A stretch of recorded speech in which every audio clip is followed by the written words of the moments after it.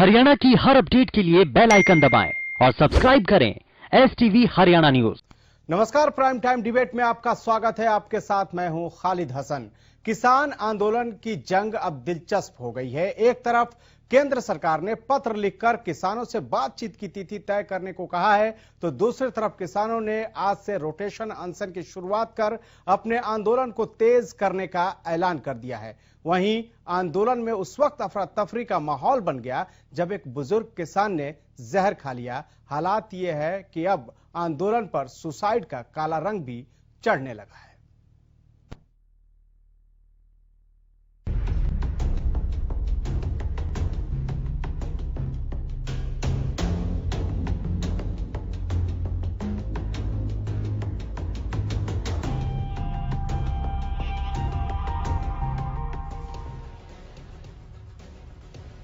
दिल्ली की सीमाओं पर किसानों का आंदोलन 26 दिनों से जारी है, लेकिन समाधान की आस कहीं से दिखाई नहीं दे रही। बातचीत के लिए बात तो रही, लेकिन बातचीत की मेज पर कोई आता दिखाई नहीं दे रहा।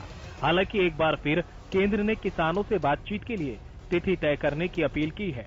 इस बीच किसानों ने आंदोलन को तेज करने के लिए दिल्ली से सटे बॉर्डरों पर आज से रोटेशन अनशन की शुरुआत कर दी है, जिसके तहत पहले दिन 11 किसान भूख हड़ताल पर है और जैसे ही 24 घंटे की मियाद पूरी होगी, किसानों का दूसरा ग्रुप भूख हड़ताल शुरू कर देगा, ताकि कृषि कानून की वापसी को लेकर सरकार पर दबाव बनाया जा सके। इस बीच प्रदेश बीजेपी अध्यक्ष ओपी धनखड़ ने कहा कि कृषि कानूनों पर सरकार ने शंका दूर करने की कोशिश की है, लेकिन अगर इसके बाद भी कोई दिक्कत है तो सरकार बातचीत के लिए तैयार है। चिट्ठी भी भेजी है कि MSP पर जो शंका उत्पन्न की गई गलत है और ऐसे ही रहेगा, हम लिखित में देने को तैयार हैं। किसी ने शंका उत्पन्न कर दी है तो ये कहा कि मंडियां बंद हो जाएंगी, उस पर भी कहा है कि भाई बाहर अगर टैक्स कम है, अंदर ज्यादा है तो मंडी पे असर पड़ेगा, तो ये भी कह दिया। राज्य सरकार पे छोड़ दिया कि आपने अंदर बाहर बराबर टैक्स करना तो बराबर कर लो, हमको कोई दिक्कत नहीं है। इसी तरह से व्यापारी के रजिस्ट्रेशन के भी अधिकार राज्य सरकार को दे दिए। इसी तरह से SDM कहीं न्याय करने में चूक ना करते तो सिविल कोर्ट का रास्ता भी खोल दिया। एक शंका जो जता रहे थे कॉन्ट्रैक्ट खेती करेंगे तो व्यापारी हमारी जमीन ले लेंगे, उस पर भी कहा है। पहले भी कानून में साफ, सौदा जो है दूध का हो सकता है, भैंस का नहीं हो सकता, ये बिल्कुल स्पष्ट तौर से कहा है। तो उत्पाद का कॉन्ट्रैक्ट हो सकता है, जमीन का नहीं हो सकता, ये बिल्कुल क्लैरिटी के साथ बताया गया है। तो इस नाते से ये सारी बातें बहुत खोल के रख दी हैं। और उसके बाद भी केंद्र सरकार ने कहा है कोई मुद्दा बचा है तो आप बात कर लीजिए, अभी भी खुले हैं। कल भी अमित शाह जी ने कहा है। तो मुझे लगता नहीं कि कोई चीज ऐसी बात है जिस बात के बारे में कोई शंका अब बची हो। तो किसान संगठनों को भी ये सारे समाधान जो है दिए गए हैं और उस नाते से अब मैं तो ये मानता हूं कि जो आंदोलन ताकत के साथ करना अपनी एक ताकत होती है, वो आंदोलन को समेटना भी एक ताकत होती है। वहीं अब किसानों के समर्थन में बीजेपी के अंदर से ही आवाज बुलंद होने लगी है। बीजेपी नेता और पूर्व केंद्रीय मंत्री चौधरी बीरेंद्र सिंह ने किसान आंदोलन को समर्थन करते हुए कहा कि जब तक सरकार और किसानों के बीच भरोसा कायम नहीं होगा, तब तक बात बनने वाली नहीं है। उन्होंने कहा कि छोटू राम का नाती होने के नाते मेरा फर्ज है कि मैं किसान की लड़ाई में साथ दूं। ये बात उन्होंने चौधरी छोटू राम विचार मंच की ओर से आयोजित गोहाना अनाज मंडी में किसानों के समर्थन में चल रहे धरने के दौरान कही। 400 यूनियन, बात भी सही है, 400 यूनियन का कौन संभालेगा, लेकिन फिर भी जब इकट्ठे होके आए हैं, इसका मतलब 400 यूनियन इस बात से तो सहमत है ना कि भाई हमारी जो मांगे हैं उन पे फैसला करो, तो उसी चीज को लेके वो आगे बढ़े। और सरकार जो ये कहती है कि हमने 8 पेज की चिट्ठी लिख दी, ये है वो भी कहें कि भाई आप बात करो, ये चिट्ठी को भी छोड़ो, बात करो, डायलॉग शुरू करो। डायलॉग तब होगा जब विश्वास पैदा होगा, वरना तो 6 राउंड का डायलॉग हुआ नहीं। वहीं पलवल के नेशनल हाईवे 19 पर अट्टोहा चौक पर कृषि कानूनों को रद्द करवाने और MSP पर कानून बनवाने के लिए चल रहा किसानों का धरना 19वें दिन भी कड़कड़ाती ठंड के बीच जारी रहा। दिन प्रतिदिन बढ़ रही ठंड और सर्द हवा भी किसानों के मनोबल को कम नहीं कर पाई। वहीं अब किसानों ने धरना स्थल पर 24 घंटे की सांकेतिक भूख हड़ताल भी शुरू कर दी है। उधर संयुक्त किसान मोर्चा के आह्वान पर बाडरा के लाड़ बस स्टैंड पर सैकड़ों किसानों ने कृषि कानूनों के विरोध में धरना दिया और कानून की वापसी तक आंदोलन की चेतावनी दी। किसान मोर्चा के आह्वान पे देश भर में सब अपने अपने गांव में कर्मी अनशन शुरू कर रहे हैं और उसी कड़ी में आज लाड के ढाणी सूरजगढ़ के जो किसान हैं वो इकट्ठे हुए और आज अनशन कर रहे हैं। सीधी सी मांग है सरकार से कि वो तीनों कृषि कानून को रद्द करे और एमएसपी की गारंटी दे, और जब तक केंद्र सरकार एमएसपी की गारंटी नहीं देती और ये तीनों कृषि कानून को रद्द नहीं करती तब तक किसानों का संघर्ष यूं ही जारी रहेगा। वहीं किसानों को समर्थन देने का सिलसिला भी जारी है। आज गोहाना से किसानों का जत्था सिंघू बॉर्डर की ओर रवाना हुआ, जिसमें किसान खाने पीने का राशन के साथ साथ आग जलाने के लिए लकड़ियों के उपले अपने साथ लेकर गए, ताकि धरने पर बैठे किसान ठंड से खुद को बचा सके। ये जो भारतीय जनता पार्टी की सरकार किसानों के प्रति जो 3 काले कानून लेकर के आई है, उसके विरोध में हमारे बिचपड़ी गांव से, मिर्जापुर खेड़ी गांव से और दूसरे गांव से पूरे जत्थे को दलबल के साथ आप देख रहे हैं, गोश्त, लकड़ियां, भाई सब्जियां, आटा, चावल, तमाम एक चीजें लेकर के हम वहां धरने पर जा रहे हैं। और कल हमने जो हमारे 29 किसान साथी शहीद हो गए, हर गांव में, हर जिला हेडक्वार्टर पे, तहसील पे हमने श्रद्धांजलि सभा आयोजित की थी और आज हम पूरे दलबल के साथ उस आंदोलन में पहुंच रहे हैं। और जब तक ये सरकार उन काले कानूनों को वापस नहीं लेती तब तक यह आंदोलन जारी रहेगा। उधर आंदोलन के 26वें दिन कुंडली बॉर्डर पर उस वक्त अजीब स्थिति पैदा हो गई, जब धरने में शामिल होने आए एक बुजुर्ग किसान ने जहर खा लिया। हालत बिगड़ने पर उसे पहले सोनीपत के नागरिक अस्पताल में भर्ती कराया गया, जिसके बाद उसे रोहतक पीजीआई रेफर कर दिया गया, जहां उसका इलाज चल रहा है। बताया जा रहा है कि 65 वर्षीय निरंजन सिंह नाम का किसान पंजाब के तरनतारन का रहने वाला है। इससे पहले संत बाबा राम सिंह ने खुदकुशी कर ली थी। अब सवाल ये है कि आखिर कब तक किसान यूं ही इंतजार करते रहेंगे? कोई फिर ऐसा कदम उठाए, उससे पहले सरकार कोई समाधान करे, ताकि अन्नदाता खुशी खुशी अपने घर लौट सके। Bureau report, Haryana news. तो 26 दिन बाद भी समाधान की कोई आस नहीं दिखाई दे रही है और आंदोलन लगातार जारी है। किसानों की बस एक ही मांग है कि जो तीनों कृषि कानून है उसे सरकार वापस ले, लेकिन अभी इस पर कोई सहमति और कोई बातचीत बनती नहीं दिखाई दे रही है। हालांकि केंद्र सरकार ने जरूर पत्र लिखा है किसानों को और उनसे बातचीत के लिए तिथि तय करने की बात की है। इस मुद्दे को हम आगे बढ़ाएंगे, इस पर चर्चा करेंगे, लेकिन उससे पहले हम आपको जो हमारे गेस्ट पैनल के सदस्य हैं उनसे फटाफट आपको मिलवा देते हैं। स्वामी इंद्र राष्ट्रीय प्रवक्ता है भाकियू के, वो हमारे साथ जुड़ चुके हैं। भारत भूषण जुआल प्रवक्ता बीजेपी, वो भी हमारे साथ जुड़ चुके हैं। खालिद चहल का प्रवक्ता कांग्रेस के, वो भी जुड़ चुके हैं। सुखबीर तंवर प्रवक्ता एनएलओ, वो भी हमारे साथ फोन लाइन पे रहेंगे। आप तमाम गेस्ट का बहुत बहुत स्वागत है। सबसे पहले सवाल मेरा जुआल साहब से है। जुआल साहब, 26 दिन हो गया, समाधान की कोई आस नहीं दिखाई दे रही है, ऐसे में कैसे इस समस्या का समाधान होगा? कब तक किसान बैठे रहेंगे सड़कों पर? क्योंकि आप सत्ता में हैं तो जिम्मेदारी आपकी ज्यादा है। देखिए खालिद साहब जी, बिल्कुल मानते हैं हमारी जिम्मेदारी ज्यादा है, किसानों के हितों की रक्षा करना भी हमारी जिम्मेदारी ज्यादा है। आंदोलन को एक पॉजिटिव मोड में ले जाकर उसको समापन करना और किसानों के बातचीत करके उसका हल निकालना भी हमारी जिम्मेदारी है। देखिए, जब पहले किसानों का आंदोलन शुरू हुआ था, जैसे पंजाब में शुरू हुआ, रेलवे पटरी पर बैठे, आवाजें और में संशोधन कर दिया जाए, उसमें अमेंडमेंट कर दिया जाए। फॉर एग्जांपल एमएसपी को लिखित में दिया जाए।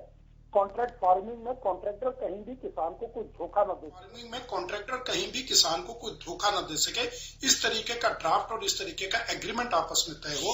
तीसरा, भी खाद्य पदार्थों की आपूर्ति पर किसी का कब्जा न हो जाए, इसलिए उसमें नियम जो है कठोर बनाए जाए।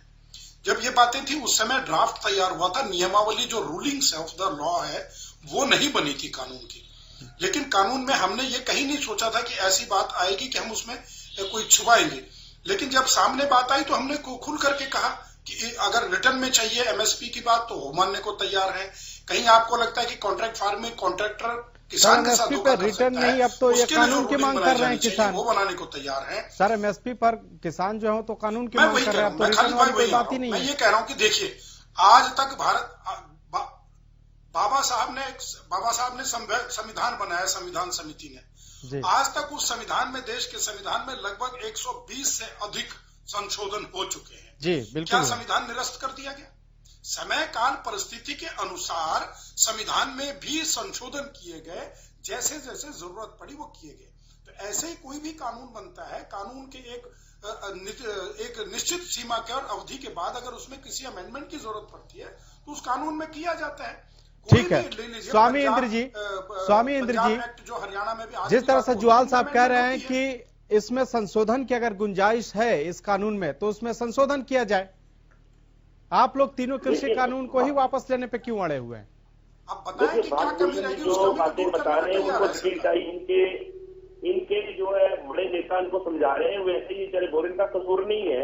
वास्तव में अगर भागभूषणी 5 खूबियां कानून की बता दे तो हम इनकी बात को समझने को राजी हैं। 5 खूबियां, इनके पास एक खूबी नहीं है कि शोषण के सिवा इस कानून में किसान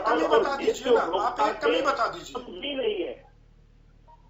इसलिए इस कानून को बंद खत्म करना बड़ा जरूरी है। जब तक इस कानून को रद्द नहीं किया जाता किसान अपने आंदोलन को ऐसे रखेगा। ये आंदोलन इनको हमारा जवाब है कि आप कानून रद्द करें ताकि किसान जो है खुशी खुशी अपने घर जा सके, क्योंकि ये हठधर्मी और इन्होंने अपने हाथ काट कर जो बड़ी बड़ी कंपनी कॉर्पोरेट सेक्टर है अडानी अंबानी को दे दिए हैं और इसलिए कुछ नहीं कर पा रहे। अगर जिस दिन उनके हाथ उनकी हथकड़ियों से खुल जाएंगे शायद भारत सरकार और उनके नेता कुछ कर पाए, क्योंकि इन्होंने अपना जमीन ही नहीं अपनी टोटल ताकत जो है उन बड़ी बड़ी कंपनियों के हाथ में दे दी है। जुआल साहब आरोप पर जवाब दीजिए। देखिए मैं स्वामी जी से एक तो पहले इन्होंने कहा कि 5 खूबी कोई बता दीजिए। आपके किसान संगठन और यूनियन के नेताओं ने सबसे पहले स्वयं ये मांग रखी थी कि रिटर्न में एमएसपी होना चाहिए, कॉन्ट्रैक्टर जो है किसान के साथ धोखा न कर सके वो रिटर्न में होना चाहिए, एग्रीमेंट मजबूत होना चाहिए। आज वो क्या तो रहे कि इस कानून की 5 खूबियां आप गिना दीजिए। बात से पलटे हैं, सरकार ने आपकी बात को सिरे चढ़ा।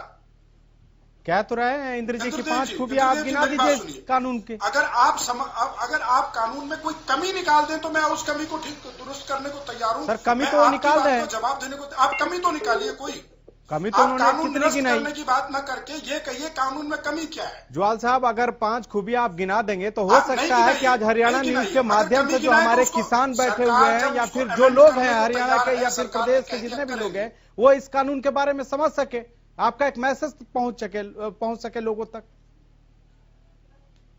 किसान नेता यही तो कह रहे हैं कि 5 खूबियां बताइए। की बात है तो मैं बताता हूं। देखिए सरकार ने क्या कहा, कानून क्या कहता है कि जो हम कहते हैं कि मंडियां रहेंगी और मंडी के बाहर किसान अपने उत्पादन को खुले बाजार में बेच सकता है। अगर उसको अधिक दाम बाहर मिलता है तो अधिक दाम पर बेचे, और अगर उसको मंडी के दाम से बाहर कम मिलता है तो मंडी के दाम पर बेचे। इसमें कोई कंपल्शन तो नहीं है कि उसको बाहर ही बेचना है या मंडी में ही बेचना है। ये तो पहले भी बाहर बेचते थे, एक्सटेंड किया, उसको एक्सप्लोर किया। बाहर तो पहले भी बेचते थे सर को, किसान को बाहर। चलिए हम ये भी मान लेते हैं। फिर दूसरा बताइए सर खूबी। दूसरी बात, इसमें हंसने की बात नहीं है इंद्र जी। मैं आपको एक उदाहरण दे रहा हूँ खालिद भाई, ये उदाहरण मैं दे रहा हूँ पूरी दुनिया को ये उदाहरण देकर दिखाता हूँ। पंजाब में सुनिए पंजाब में, स्वामी जी आप भी सुनिए, आपके संज्ञान में नहीं है, आपके ज्ञान में नहीं है। पंजाब में 1985 में सिंह बरनाला मुख्यमंत्री थे, सिंह जी तब अकाली दल में होते थे, वो कृषि मंत्री थे पंजाब के। सुखदेव सिंह ढिल्लों साहब उस समय स्वास्थ्य मंत्री थे, वो अमेरिका गए, उन्होंने पेप्सी कंपनी का वहां पर काम करने का तरीका देखा। उन्होंने पेप्सी कंपनी को इनवाइट किया कि आप पंजाब में आइए, हिंदुस्तान में आइए और एग्रो बेस्ड एक प्रोजेक्ट लगाइए। आज भी संगरूर जिला के चन्ना गांव में वो प्रोजेक्ट चल रहा है। सर हम मुद्दे से दूसरे तरफ जा रहे हैं। हम तो 5 खूबियों की बात कर रहे थे, आपने एक ही बताया अभी। और आज वो हम तो खूबियों की बात कर रहे थे ना। कैप्टन अमरिंदर साहब की निगरानी में चल रहा है। सर इतना अच्छा मौका है, इतना अच्छा मौका है, आपको कम से कम किसानों तक आपकी बात पहुंच जाएगी। किसान खूबी नहीं समझ रहे ना। अगर ये कानून इतना ही अच्छा होता, अगर ये कानून इतना ही अच्छा होता तो क्या आपके पार्टी के अंदर से आवाज उठती? आज चौधरी बीरेंद्र सिंह गोहाना गए थे ना, जो मैंने बात कही खालिद साहब उसका नोटिस किया आपने? जो मैंने बिंदु उठाया नोटिस किया? यही पंजाब के संगरूर जिले के चन्ना गांव में पेप्सी का यूनिट चल रहा है 1989 से। सर यही तो मौका है। भूमि में शायद कांग्रेस उस समय समझा पाई होगी किसानों को, शायद कांग्रेस उस समय किसानों को समझा पाई होगी। अभी आप नहीं समझा पा रहे हैं, आप सुनना नहीं चाहते। बिल्कुल सुनना चाहते हैं सर, आपको तो हमने मौका दिया। मैं समझा रहा, आप समझना नहीं चाह रहे। आपको अभी मौका दिया हमने कि 5 जो खूबियां है जो किसान कह रहे हैं, हम आपकी ही बात कह रहे हैं, आप समझा दीजिए, कोई इसमें दिक्कत ही नहीं है, वो भी समझ जाएंगे। हाँ, एक खूबी मैंने समझा। हाँ, एक खूबी तो आपने बाजार दे रहे हैं, ठीक है, हमने एक खूबी बताई, ठीक है, खुला बाजार दे रहे हैं। किसान अपने मंडी के मूल्य से अधिक मूल्य पर अगर बाहर बेचना चाहे तो बेचे, कोई जबरदस्ती नहीं है कि उसको बाहर ही बेचना है, या जबरदस्ती नहीं है कि उसको मंडी में ही बेचना है। ठीक है, तो ये खुला बाजार मिलेगा। प्रतिस्पर्धा जब बाहर बढ़ेगी तो निश्चित रूप से जब कंपटीशन में अधिक से अधिक खरीदार आएंगे, किसान को अधिक से अधिक दाम मिलेगा। दूसरी खूबी, कॉन्ट्रैक्ट फार्मिंग से मैंने अभी एग्जांपल दिया कि पेप्सी का यूनिट पंजाब में चल रहा है। कॉन्ट्रैक्ट फार्मिंग सिंस 1989 पेप्सी कर रही है। 6600 एकड़ भूमि में बीज पैदा करवाती है और किसानों से टमाटर और आलू खरीदती है, उसका सॉस बनाती है और चिप्स बनाती है। मैं उदाहरण देता हूं, बलकार सिंह हैं, गांव बलियाना के, संगरूर जिले के, 20 एकड़ भूमि में वो आलू की बीज बोते हैं और बीज से तैयार करके उस पेप्सी कंपनी सर गुजरात में भी आलू कैसे खरीदा गया कॉन्ट्रैक्ट फार्मिंग में, वो भी हम जानते हैं अमरिंदर सिंह, और पता है कि वहाँ किस तरह से खरीदा गया। एक उदाहरण ठीक है, खालिद चाल का भी है, खालिद चाल का भी कांग्रेस का प्रवक्ता है, जरा उनसे भी जान लेते हैं। ये बताइए कि जिस तरह से अभी इन्होंने उदाहरण दिया कि पंजाब में पेप्सिको की कंपनी लगी और आज वो वहां चल रही है, फिर विरोध किस बात का है? कांग्रेस द्वारा लगाया गया, कांग्रेस क्यों नहीं चाहती कि खुला बाजार हो जिसमें किसान अपनी मर्जी से रेट लगा सके, बेच सके? कहाँ दिक्कत है? क्योंकि वकालत तो आप लोग भी करते थे किस समय में। पहले तो मैं आज जिस किसान ने जहर खाया, मैं उनके और सभी साथियों के प्रति, किसानों के प्रति अपनी सहानुभूति देता हूं कि ये चीजें सरकार आपकी बनाई हुई है। सरकार ऐसी नहीं है कि आपको ये नौबत करनी पड़े कि अपने परिवारों को छोड़ना पड़े, और ये सारी चीजें आप हौसला रखिए, लेकिन ये चीजें किसान ना करें, तो ये हमारी उनसे अपील है। पहली तो बात रही है। दूसरा, बत्रा साहब अभी उदाहरण दे रहे थे पंजाब का, कहीं का। बत्रा साहब एक जवाल साहब एक उदाहरण गुजरात का पेप्सिको का और भी है, वो भी शायद आपने पढ़ा होगा, क्योंकि आप बहुत पुराने इतिहास की बात कर रहे हैं कि वहां पेप्सिको ने 3 किसानों। विषय से पलट क्यों रहे खालिद भाई? आप नहीं कहा, जवाब दीजिए ना। कांग्रेस के प्रवक्ता है, कांग्रेस के मुख्यमंत्री कैप्टन अमरिंदर सिंह लाए और उसका किसानों को फायदा मिल रहा है, वो अच्छा नहीं है क्या? अगर अच्छा नहीं है तो बंद करवा दीजिए। सुनिए जवाल साहब, ठीक, जवाल साहब सुनिए, ठीक, जवाब तो जवाल साहब सुनिए, एक एक करके, एक मिनट एक करके। स्वामी जी आपके पास आएंगे, स्वामी जी आएंगे पहले। स्वामी जी 1 मिनट जी, खालिद बोलिए। ये कानून किसके लिए है जवाल साहब? किसानों के लिए है ना। ये कानून जब किसानों के लिए है और किसान ये कहता है हमको नहीं चाहिए, तो बिन मांगे आप देने वाले, कितना बड़ा है आपका कलेजा है, कितना बड़ा दिल है। किसानों से पूछकर, अरे रुकिए, आप रुकिए, आप 1 सेकंड को रुकिए जरा, सुनिए, आप सुनिए तो सही, आप सुनिए तो सही, आप सुनिए तो सही। ये कौन सा ढोल बजा रहे हैं? किसने समझाया आपको ये बजाने के लिए? किसने समझाया है कि ये आपका जो ढोल है जिसको आप पीट रहे हैं, झूठ बोल रहा हूं मैं, जो आपका ढोल है, आपका जो ढोल है जिसको आप पीट रहे हैं, ये भाजपा आप लोगों को यही समझा रही है कि झूठ में अड़े रहिए और झूठ बोलते रहिए और लोगों को गुमराह करते रहिए। भाजपा आपको यही समझा रही है ना। मैं आपसे कह रहा हूं कि मैं आपसे कह रहा हूं कि आप खुद मैं आपसे ये कह रहा हूं, मैं आपसे ये कह रहा हूं, ठीक, अरे मैं ये कह रहा हूं, सुभाष पवार भी हमारे साथ जुड़े हुए हैं। मैं ये कह रहा हूं कि किसान, ये कानून किसके लिए है? किसान के लिए ना। हमारे साथ प्रवक्ता भी जुड़े हुए हैं। किसान के लिए है, जब किसान को नहीं चाहिए तब कौन है बिना मांगे देने वाले? ठुकरा पाएंगे? दूसरे को भी तो मौका दीजिए। देने वाले किसान ठीक को है, चाहिए ना कानून। बताइए ना कैप्टन अमरिंदर सिंह जी से। आप ये मुझे बताइए कि जब ये जवाल साहब और खालिद साहब, आप मुझे ये बताइए, अगर आप लोग चुप होंगे तो फिर दूसरे के पास भी हम जाएंगे और जवाब सवाल कर सकेंगे। 1 मिनट हसन साहब, जब ये तीनों कानून नहीं थे और आदरणीय मनमोहन सिंह जी देश के प्रधानमंत्री थे और नरेंद्र मोदी जी गुजरात के मुख्यमंत्री थे, उन्होंने चिट्ठी लिखी कि एमएसपी की गारंटी दी जानी चाहिए। वो क्या था? वो क्या था? उसकी उस समय जरूरत क्यों पड़ी? ठीक है, ठीक है। आज सुखबीर तंवर जी हमारे साथ हैं। खालिद जी प्लीज। सुखबीर जी हमारे साथ जुड़े हुए हैं। सुखबीर जी, मेरा सवाल यह है कि जिस तरह से आंदोलन ये लंबा खींच रहा है और इस पर तो सुसाइड का काला रंग भी चढ़ने लगा है, एक आपने पहले देखा कि बाबा संतराम ने कैसे सुसाइड किया, और आज एक और किसान जो कि बुजुर्ग किसान थे, उन्होंने आज जहर खाकर खुदकुशी करने की कोशिश की। ऐसे में सवाल यह है कि यह आंदोलन जितना लंबा खींचेगा उतनी ही परेशानी बढ़ेगी। खालिद भाई, जिस प्रकार से भारतीय जनता पार्टी के प्रवक्ता और कांग्रेस के प्रवक्ता जिस प्रकार की बात कर रहे हैं, आज विषय वो नहीं है। जिस प्रकार से इस पूरे के पूरे विषय को आप एमएसपी पे केंद्रित करना चाहते हैं, विषय एमएसपी भी नहीं है। विषय मात्र ये है, जिस प्रकार से कांग्रेस की सरकार के, केंद्र की सरकार के जमाने में स्वामीनाथन आयोग की स्थापना की गई, उसके बाद स्वामीनाथन आयोग की जो रिपोर्ट थी, उनकी जो अनुपालना होनी थी वो नहीं हो पाई, और जब कांग्रेस उनकी अनुपालना नहीं कर पाई तो उस वक्त आज के हरियाणा प्रदेश के जो प्रदेश अध्यक्ष हैं माननीय ओम प्रकाश धनखड़ जी, और उस वक्त ये राष्ट्रीय अध्यक्ष होते थे किसान मोर्चा भारतीय जनता पार्टी के, इन्होंने अनेक मंचों पे अर्धनग्न प्रदर्शन करते हुए ये बात कही थी कि जिस दिन नरेंद्र मोदी दिल्ली की गद्दी पर बैठेगा उस दिन पहली कलम से स्वामीनाथन आयोग की रिपोर्ट को लागू करेगा। अब स्वामीनाथन आयोग की प्रमुख जो मांग थी, जो प्रमुख उनका संदेश था, वो क्या था? वो ये था कि भाई जितनी भी लागत आती है, लागत में जिसमें बाजार भाव से जो जमीन है उसका किराया, उस पे जो बीज की, जो खाद की, और जो सारे खर्चे जिसमें एक आपके न्यूनतम मजदूरी और सब मिला के उस पे 50% देने की बात थी।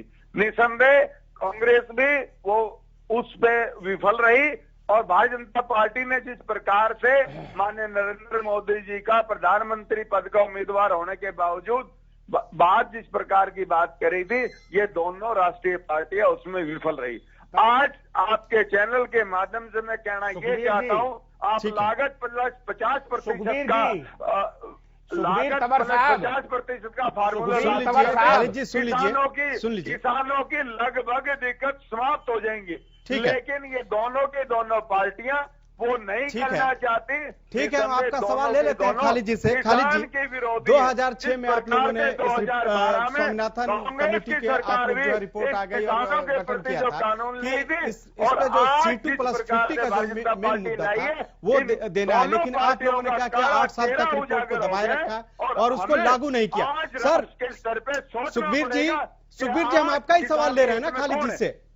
खालिद जी से आप ही का सवाल ले रहे हैं, एक एक करके बोले कीजिए, आप जरा सुन लीजिए करें जी। खालिद जी, तो फिर आखिर क्यों इतने दिनों तक आप लोगों ने इस रिपोर्ट को वैसे ही दबा के रखा, क्यों नहीं? स्वामीनाथन कमेटी का गठन किसने किया? गठन करने की बात नहीं, रिपोर्ट तो आपके समय सोचा किसने, ये जहन में किसके आया? आपके समय में आया तो 8 साल आपने क्यों? आप सुनिए ना, जब ये सरकार 2014 में नरेंद्र मोदी जी प्रधानमंत्री पद के उम्मीदवार हुए थे, पहले मंच से पहली भाषण में उन्होंने ये कहा था कि जिस दिन मैं प्रधानमंत्री की कुर्सी पे बैठूंगा, सबसे पहले प्रधानमंत्री ने यह कहा था कि मैं स्वामीनाथन रिपोर्ट को लागू करूंगा। आप कमेटी की रिपोर्ट आपके समय आ गई, और जब लागू कर आज अगर आप C250 लागू कर दिए होते ना तो आज ये नौबत नहीं आती। आप समझ लीजिए, ये आपके पुराने साथी हैं, आप इनको बेहतर समझते हैं, आप इनको समझा सकते हैं। भाजपा और आपका पुराना घर एक घर है, इतना इनसे खफा मत होइए। आप कांग्रेस की और कांग्रेस की बात छोड़ दीजिए, ये तो आपके पुराने साथी हैं, आप इनको समझाइए। ये जो फरेब है ना, ये नहीं चलेगा। 2008 से 2014 तक रिपोर्ट आपने दबा के रखी, आप कहना क्या चाह रहे हैं? आपने लागू की नहीं, 2014 साल तक लागू क्यों नहीं की? 20 साल, अरे 6 साल 7 साल आपकी सत्ता को हो गया, आपने लागू क्यों नहीं की? आपने दबा के रखी। आपने क्या कहा? इंद्र जी, आपने क्या कहा? दोनों जो राष्ट्रीय पार्टियां हैं अपने अपने हिसाब से डील करती हैं। आपने ये कहा था कि इनकी आय दुगनी कर देंगे, अब कब करेंगे? ये चले जाएंगे हिंदुस्तान से, आपका पत्ता साफ हो जाएगा, तब करेंगे क्या? 2008 से 2014 तक लागू क्यों नहीं की? आपने 2014 से आज तक इसके बारे में क्यों नहीं सोचा? आपका पहला भाषण था, प्रधानमंत्री जी झूठ बोलते हैं, पहले भाषण से साबित होता है। प्रधानमंत्री जी झूठ बोलते हैं, उनके पहले भाषण से आज तक साबित होता है। ये बता दीजिए खालिद साहब, कांग्रेस के प्रवक्ता, कि 2008 से 2014 तक सत्ता में रहे, आपने स्वामीनाथन आयोग की रिपोर्ट लागू क्यों नहीं की? स्वामीनाथन को लाया कौन? स्वामीनाथन को लाया कौन? लाया कौन? हम स्वामीनाथन को लाया कौन? उस मुद्दे पे नहीं जा रहे हैं। हमारा मुद्दा अभी ये है कि तीनों कृषि कानूनों को लेकर कोई समाधान निकलना चाहिए। खालिद जी, आपका जो पहले भाषण था, मैं आपको वो कह रहा हूं, उसका जवाब नहीं दे रहे आप। 2014 के आपके पहले भाषण में प्रधानमंत्री के क्यों आ रहे? मैं तो जवाब दे रहा हूं, हमने तो ठीक है ना, क्या ठीक कर दिया है। आपने? स्वामी इंद्र जी क्या कह रहे हैं? सीना क्या कर दिया आपने? आप दोनों मुद्दे से मत भटकिए और न भटकाइए इस डिबेट को। मुद्दा यह है 3 कृषि कानून और किसानों के लिए समाधान कब निकलेगा? Khalid ji please, Indra ji, Swami Indra ji please, Juyal sahab please. स्वामी इंद्र जी, ये बताइए कि जब ये दोनों पार्टियां सत्ता में होती हैं तो किसानों के लिए अलग बात करती हैं और सत्ता के बाहर होती हैं तो क्या अलग बात करती हैं? मैं आपकी इस बात से सहमति नहीं रखता। एमएसपी के बारे में एक मिनट, स्वामी जी की बात सुन लीजिए। इस देश ने शहीद दिए, इस देश ने जो है बड़े बड़े विद्वान दिए, पर आज देश का दुर्भाग्य है, मुझे बड़े अफसोस से कहना पड़ता है कि देश के अंदर जो राजनीतिज्ञ लोग पैदा हुए हैं वो भ्रष्ट और करप्ट हुए हैं, उन्होंने देश का कुछ काम नहीं किया। ये हमारा दुर्भाग्य है। जो कुछ भी आज देश के अंदर नजर आ रहा है आपको, इस देश के अंदर कमेरे वर्ग की देन है, वरना इस देश के अंदर जितने भी राजनीति के लोग हैं सबके सब अपनी अपनी रोटियां सेकने का काम कर रहे हैं। अगर देखिए, हमारे आजादी होने के बाद, अंग्रेजों से जब भारत आजाद हुआ उसके बाद भी कई देश आजाद हुए, कुछ देश से कुछ सालों पहले आजाद हुए, आज वो हमसे आगे निकल चुके हैं। पर क्योंकि हमारे देश में अगर राजनीति भ्रष्ट ना होती तो भारत हमारा सोने की चिड़िया फिर से होता, पर उस दिशा में कोई काम नहीं हो रहा। ठीक है, उस दिशा में काम नहीं होगा। राजनीतिक पार्टियों की अगर इच्छा शक्ति अच्छी होती तो शायद आज कृषि की यह हालत नहीं होती। कभी की कृषि का जो 50% 1947 के बाद से जो कृषि का जीडीपी में योगदान था वो 50% था। अब 26 दिन बीत गए और इंतजार अब भी। लगातार हम चर्चा कर रहे हैं कि पिछले 26 दिनों से किसानों का जो आंदोलन है वो लगातार जारी है, लेकिन अभी तक कोई ऐसा रास्ता नहीं निकला जिससे किसान इस ठंड से अपने घर वापस जा सकें उठकर। हमारे साथ स्वामी इंद्र किसान नेता हैं, राष्ट्रीय प्रवक्ता हैं भाकयू के, वो लगातार जुड़े हुए हैं। सर, मेरा सवाल यह है कि आज से आप लोगों ने एक तरह से क्रमिक अनशन शुरू कर दिया है। भूख हड़ताल 11 किसान नेता बैठेंगे और वो भूख हड़ताल 24 घंटा के लिए करेंगे। क्या इस भूख हड़ताल से सरकार पर कोई दबाव बनेगा? हालांकि सरकार की तरफ से तो आप लोगों को पत्र भी आया है बातचीत के लिए, तिथि तय करने के लिए, क्या इस पर भी कोई विचार हुआ है?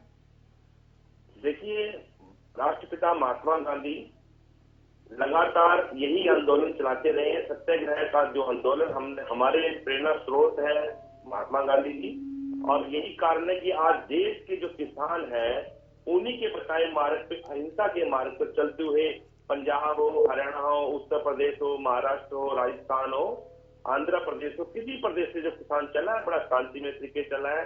जहां उसको रोका गया वो रुक गया, उन्होंने अहिंसा का मार्ग अपनाया। हिंसा नहीं कहीं होने दी किसानों ने।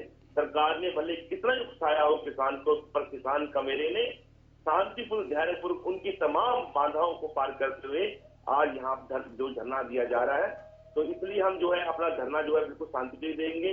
और यही कारण है कि आज 11 कमेटी की जो मेमोरी कमेटी बनाई गई क्रमिक जो है अनशन के लिए, 24 घंटे एक कमेटी बैठेगी, अगले 24 घंटे दूसरी बैठेगी। जो हमने 26 और 27 का जो प्रोग्राम दिया है वो पूरे देश के किसानों को दिया है। किसान साथी जो जाकर अपने क्षेत्र के जो एमएलए और एमपी साहिबान है उनको, जो सहयोगी पार्टी है बीजेपी की, उनसे कहेंगी आप इनका समर्थन वापस में विड्रॉ करें। और 26 तारीख को हमने जो मैसेज दिया है कि पूरे वर्ल्ड में जहां भी भारत का जो भी नागरिक रहता है वो हाई कमीशन इंडिया में जाकर अपनी जो है दर्ज कराए, किसानों के पक्ष में जाके उनको लेटर दें। 27 तारीख के लिए जो बात कही गई कि माननीय प्रधानमंत्री जी जब मन की बात आकाशवाणी से करेंगे तो पूरे भारत के अंदर उस समय भारत के किसान और आम नागरिक, क्योंकि एसेंशियल कमोडिटी एक्ट का जो गरीब और गुरबे पे जो असर पड़ने वाला है उसके लिए वो थाली और थाली का प्रयोग करें। तो माननीय प्रधानमंत्री ने कोरोना भगाने की थाली और थाली भगाई, कोरोना तो नहीं भागा, पर मुझे मालूम है कि माननीय प्रधानमंत्री का जो झूठ बोलने का तरीका है वो जरूर भाग जाएगा ताली और थाली के साथ। आने वाले समय में जरूर इसका फायदा होने वाला है माननीय प्रधानमंत्री जी के मन को और उनकी विचारधारा। लेकिन इंद्र जी, एक बहुत ही व्यथित करने वाली खबर बार बार आ रही है। बाबा संतराम सिंह ने भी खुद को गोली मार ली, सुसाइड कर लिया उन्होंने, और एक और जो किसान बैठे थे, धरने में आए थे, बुजुर्ग हैं, उन्होंने जहर खा लिया। तो इस तरह का कोई संदेश आप लोग वहां से आंदोलन कर रहे हैं, जान देने की क्या जरूरत है?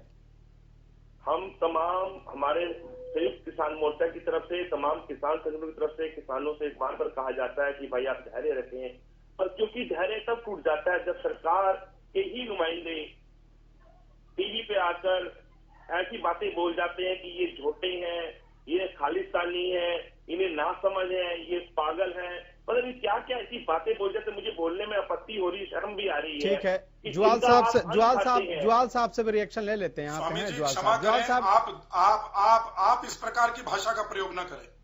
ज्वाल साहब ही तो करते हैं, ज्वाल साहब मुझे तो आप जैसे लोगों के कारण ज्वाल साहब, लेकिन आपको नहीं, ज्वाल साहब, लेकिन आपको नहीं लगता कि जब आंदोलन खत्म होना चाहिए, जब बातचीत होनी चाहिए, उस समय कुछ ऐसा बयान आता है बीजेपी के नेताओं की ओर से, खास करके सरकार में बैठे लोगों की ओर से आता है, चाहे वो प्रदेश की सरकार हो चाहे और जो भी हो, लेकिन उससे नहीं लगता कहीं ना कहीं आंदोलन में बातचीत का रास्ता भटक जाता है इस तरह के बयानबाजी से? कौन सा ऐसा बयान है? चाहे रतनलाल कटारिया का ही बयान ले लीजिए, मैं नहीं बोलना चाहता, वो आपको पता होगा। के खिलाफ बोला रतनलाल कटारिया जी का ही बयान ले लीजिए ना। सुनिए, अम्बाला में इसी तरह से उनको विरोध का सामना करना पड़ा। खालिद साहब, मुझे इजाजत दीजिए, मैं बिल्कुल इजाजत है सर, लेकिन समस्या का समाधान हो। किसान बहुत दिन सड़कों पर बैठ गए सर, ये जिम्मेदारी है आपकी। समाधान की बात कर, हाँ बिल्कुल, एक बहुत मेरे एक प्रश्न से समाधान संभव हो सकता है। ठीक है, बोलिए सर, अगर इससे संभव है अगर तो किसान नेता और राजनीतिक दल चाहते हैं कि किसान का भला हो, और काफी समय से यह मांग चल रही है कि किसान की हालत अच्छी नहीं है, वो किसानी जो है फायदे का सौदा नहीं रहा है, इसलिए किसान के फायदे के लिए कानून बनना चाहिए, व्यवस्था बदलनी चाहिए। राजनीतिक दल भी कहते रहे हैं, हम भी कहते रहे हैं, किसान संगठन भी कहते रहे। क्या आज ये कह रहे हैं कि कानून रद्द कर दीजिए, कानून रद्द करने के बाद क्या सब कुछ समाप्त हो जाएगा, ठीक हो जाएगा? कानून की आवश्यकता नहीं है, किसान के सुधार की आवश्यकता है ना? तो मैं निवेदन करता हूं स्वामी इंद्रदेव जी से भी और कांग्रेस या अन्य राजनीतिक दलों से कि भाजपा ने अगर गलत कानून आपकी नजर में बनाया, सही कानून की ड्राफ्टिंग क्या होनी चाहिए, आपको खुले मन से कह रहे हैं, हमने पत्र भी लिख दिया। अगर आपको लगता है कि हम गलत जी, आप बताइए, अगर आप लोगों को लगता है कि ये कानून गलत है तो सरकार को सुझाव दें, विपक्ष में है। ठीक है ज्वाल साहब, ठीक है ज्वाल साहब, चालका जी से ले लेते हैं। चाहते तो आप बताइए ये होना चाहिए। ज्वाल साहब एक मिनट, बताइए क्या होना चाहिए। सरकार, कांग्रेस भी बताए क्या होना चाहिए, किसान संगठन भी बताएं क्या होना चाहिए, उस ड्राफ्ट पे चर्चा कर ले। ठीक है, आप ये ना कहिए कानून नहीं, कानून नहीं बनना चाहिए, किसान खुश है। थोड़ा अगर किसान परेशान है, किसान के हित में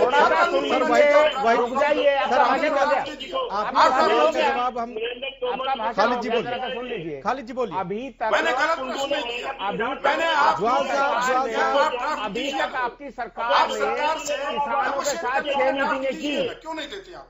अभी तक आपकी सरकार ने किसानों के साथ 6 मीटिंगें की, अभी तक आपको कोई सुझाव नहीं मिला। दोनों से निवेदन कर रहा हूं, किसानों ने दीजिए ना, ये कानून क्या होना चाहिए बताइए ना। किसानों ने कह दिया ये कानून नहीं चाहिए, आप आए दुगुनी करने का कोई और तरीका ढूंढ लीजिए।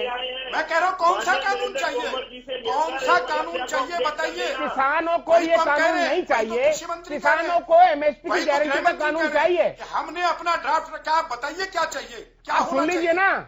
आप हाँ या ना कहिए ना, या तो कहिए कि कोई कानून नहीं चाहिए, किसान बहुत प्रसन्न है, किसान सुखी है, किसान सुखी है तो कानून नहीं चाहिए, बात मान लेते हैं। अगर किसान परेशान है, किसान की आय बढ़नी चाहिए, तो कानून क्या होना चाहिए बताइए ना। आपसे पूरा देश पूछ रहा है, आप किसान नेता हैं, आप लाइए ना ड्राफ्ट, आप बताइए हमारी सुन लीजिए।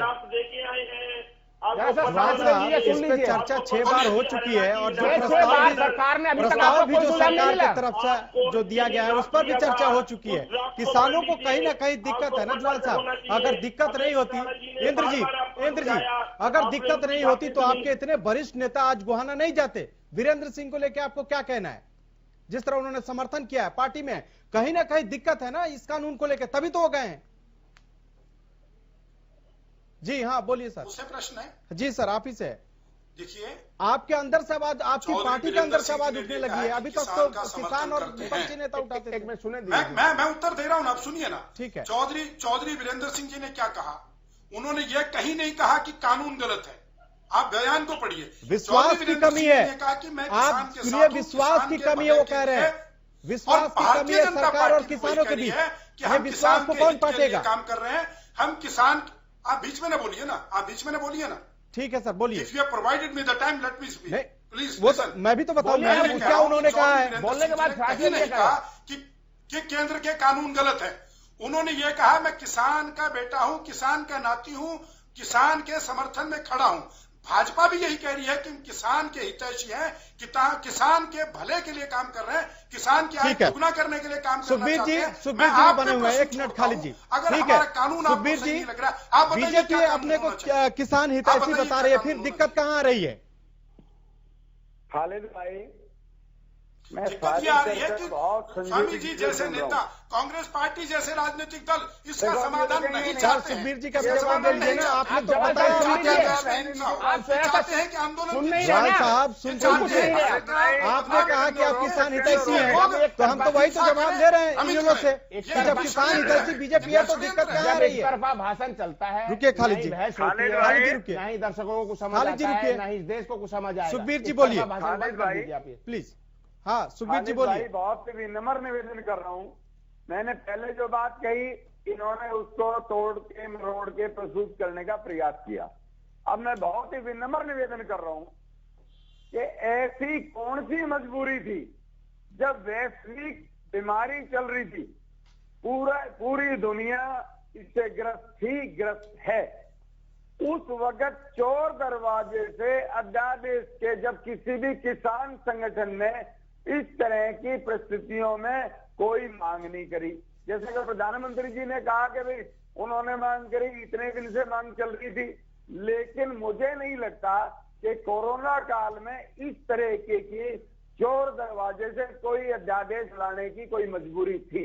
निसंदेह वो अध्यादेश पूंजीपतियों को पोषित करने के लाया गया, और जिस प्रकार की हट आज भारतीय जनता पार्टी कर रही है, और जिस देखिए मैं बता दूं 1989-90 में चौधरी देवीलाल जी इस देश के उप प्रधानमंत्री थे। किसान आयोग ने 5 रुपए क्विंटल गेहूं का एमएसपी बढ़ाने की संस्तुति की थी। आपने नहीं किया था 5 रुपए। आप जवाब दीजिए इस बात का। चौधरी देवीलाल जी सन 89 में इस देश के उप प्रधानमंत्री थे।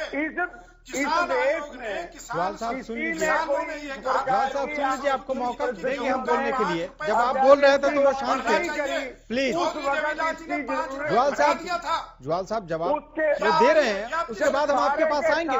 किसान संगठन आप बोलिएगा अपने बारे में। देश में सबसे मजबूत संगठन है, वो उस वक्त से इसको निरस्त करने की मांग कर रहे हैं, चाहे अध्यादेश की बात हो, और उसके बाद जिस प्रकार से इन्होंने कानून बनाए, जिस प्रकार से भारत की अर्थव्यवस्था कृषि आधारित है, और कृषि आधारित व्यवस्था में जिस प्रकार से बिना किसी से विचार विमर्श किए ये जो बिल है, और बिल में जिस प्रकार से प्रश्नकाल नहीं हुआ, और ये लोकसभा में कानून पारित हुआ, और उसके बाद राज्यसभा में जिस प्रकार से बाउंसर्स की मदद से इसको बिना मत विभाजन के पारित किया गया, लोकतंत्र का चीरहरण हुआ है।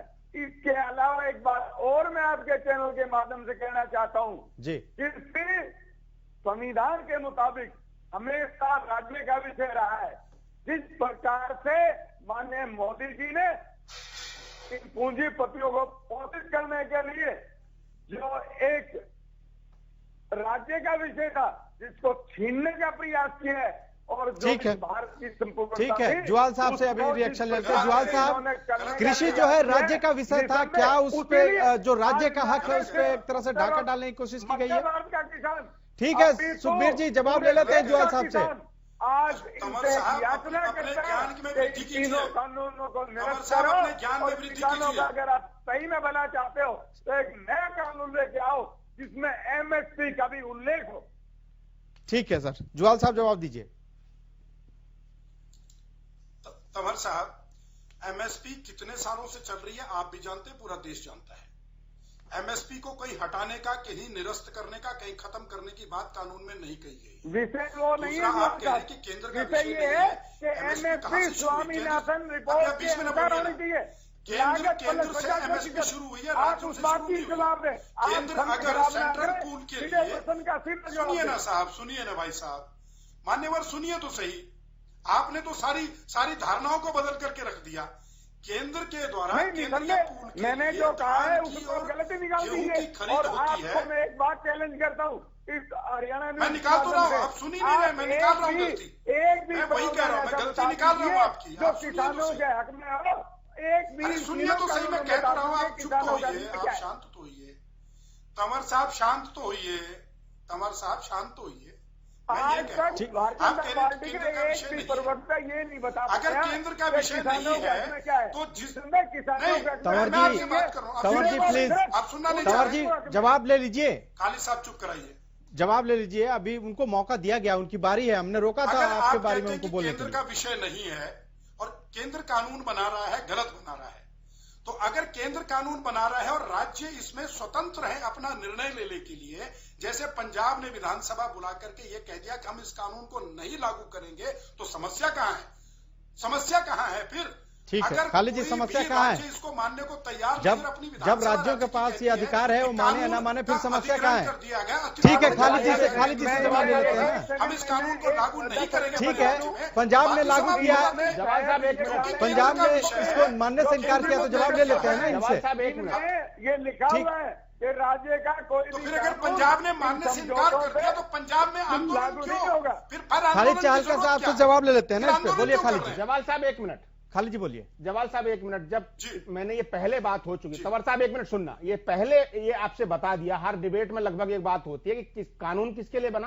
किसानों के लिए। किसान क्या कह रहा है देश का कि हमको कानून ये नहीं चाहिए। अगर आप दे सकते हैं तो एमएसपी की गारंटी दे दीजिए।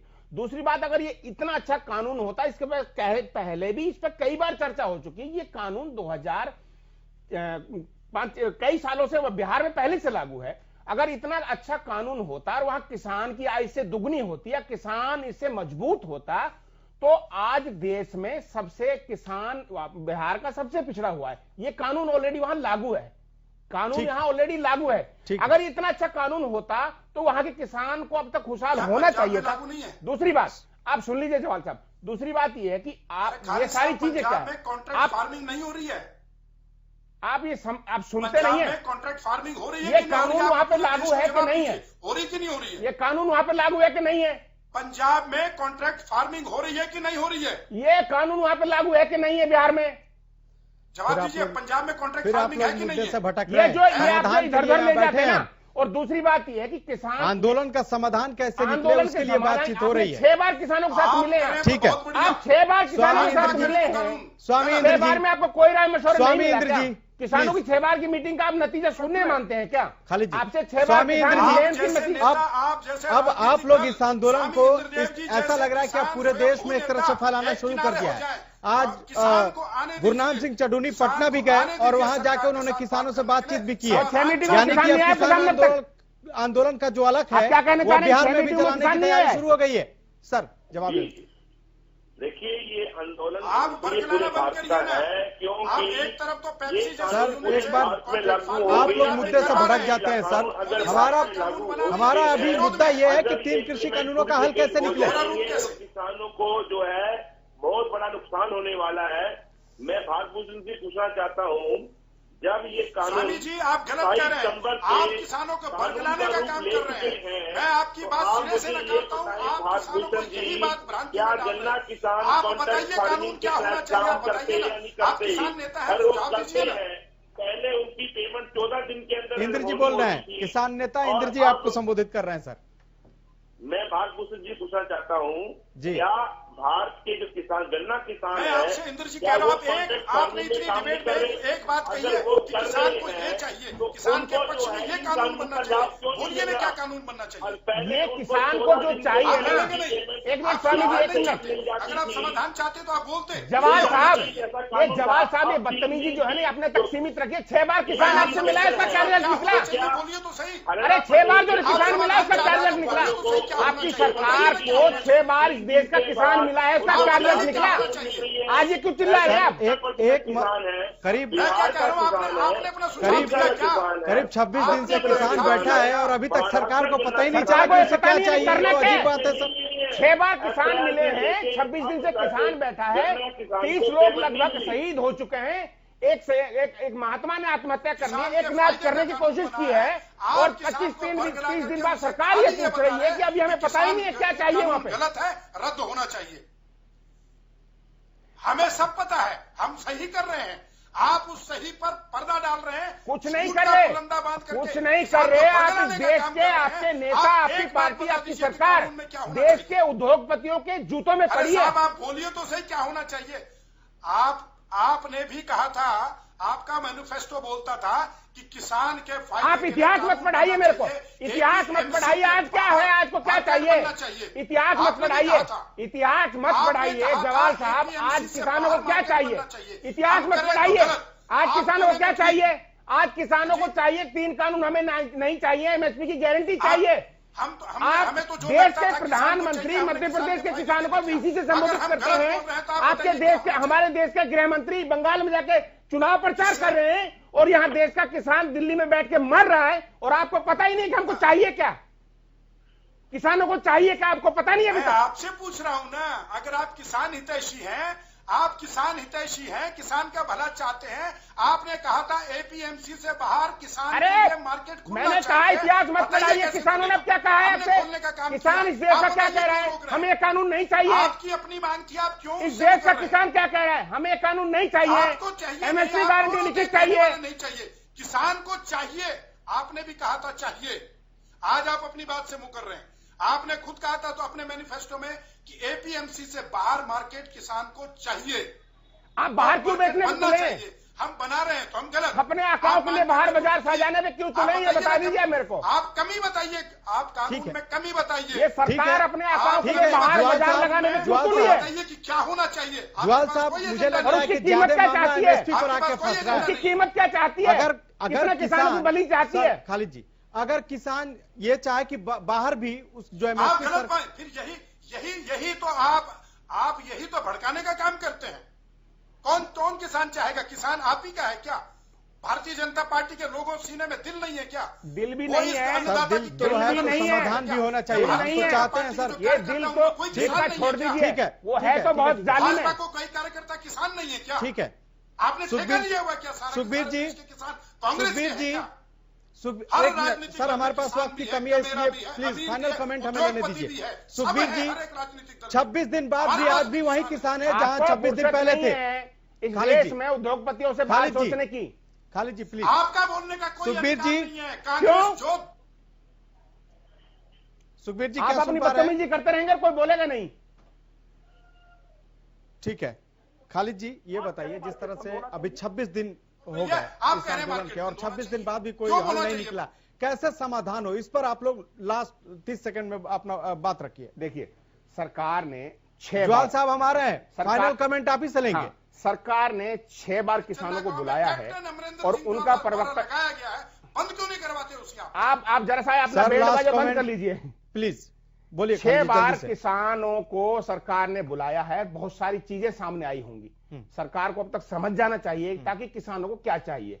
कितने किसान, हम उनको शहीदी का दर्जा देते हैं। जो किसान कुछ अपनी मांगों को लेकर सरकार के सामने किसी भी तरह से, सर्दी से, एक्सीडेंटल, किसी तरह से उनकी जान गई, मैं समझता हूं शहीद है, शहीद हुए हैं किसी मांग को लेकर। ठीक है, किसानों के साथ सरकार को बाहर निकलकर बात करनी चाहिए। ठीक है, बात करनी चाहिए। और किसान ये चाहता है स्वामी जी, स्वामी इंद्र जी, अब क्या रणनीति होगी आप लोगों की? सरकार ने पत्र लिख दिया आप लोगों को कि आप बातचीत के लिए तिथि तय कीजिए, गेंद आपके पाले में है। अब बताइए कि कब आप लोग तिथि तय करते हैं, क्योंकि ये जो किसान है ना, जो घरों से अपने आए हैं 400-500 किलोमीटर दूर से, वो आज इस ठंड में ठिठुर रहे हैं। और कब तक ठिठुरेंगे सर? और लगातार अभी पलवल में भी एक किसान था, उसको हार्ट अटैक आ गई। तो प्लीज देखिए, ये सरकार का दायित्व बनता है कि उनको सरकार का ये मत बनता है कि तुरंत किसान से वार्ता करने के लिए किसान के बीच में आए, ये पत्राचार और ये क्या होना चाहिए, मीडिया पे आके बताना कि हम कर रहे हैं, ऐसे नहीं कुछ होने वाला। आपको किसान के बीच में आकर मध्यस्थता करनी पड़ेगी। और जो आपके जो नेतागण जो उल-जुलूल बातें करते हैं टीवी पे आकर, ठीक है, मीडिया पे आकर, ठीक है जुआल साहब, नहीं लगता कि जब बातचीत की बात चल रही है उसमें और जो गलत बयानबाजी होता है उसका भी असर पड़ रहा है बातचीत होने में? कहीं ना कहीं टेबल पे नहीं आ पा रहे हैं दोनों पक्ष। ये लगाम लगाने की जरूरत है कि नहीं? कहीं पर कोई गलत बयानबाजी होगी तो मैं उसका समर्थन नहीं कर रहा हूं। किसी गलत बयानबाजी का खालिद साहब कोई समर्थन नहीं है। किसान इस देश का अन्नदाता है। किसान के लिए मैं सहानुभूति शब्द का प्रयोग भी नहीं करूंगा, सम्मान की बात करूंगा कि किसान को अब ये समझ नहीं। देखिए, मैं एक ही बात कहना चाहूंगा, जब किसानों ने कहा था कि इन बिंदुओं पर हमें आश्वासन नहीं बल्कि गारंटी चाहिए, जब सरकार गारंटी करने को तैयार है तो किसानों को ये सोचना चाहिए यही तो बात है कि आखिर जब गारंटी आप लिखित दे रहे हैं फिर भी किसान क्यों नहीं मान रहे? आखिर क्या कमी है? ठीक है, आप सारे मेरे साथ जुड़े, इसके लिए आपका बहुत बहुत शुक्रिया। 26 दिन बाद भी किसानों का आंदोलन लगातार जारी है और अभी भी कोई समाधान की उम्मीद नहीं दिखाई दे रही है। हालांकि केंद्र सरकार की ओर से जरूर किसानों को पत्र लिखा गया और यह कहा गया है कि बातचीत के लिए आप लोग आए और तिथि तय करें। लेकिन अब देखना है कि क्या इस पर किसान की ओर से अगला कदम क्या होता है, किसान संगठनों की ओर से, और सरकार क्या कदम उठाती है। इसलिए अब सिर्फ यही इंतजार रहेगा कि इस समस्या का जल्द समाधान हो ताकि जो किसान सड़कों पर बैठे हैं वो अपने घर को लौट सकें। फिलहाल इतना ही, मुझे दीजिए इजाजत।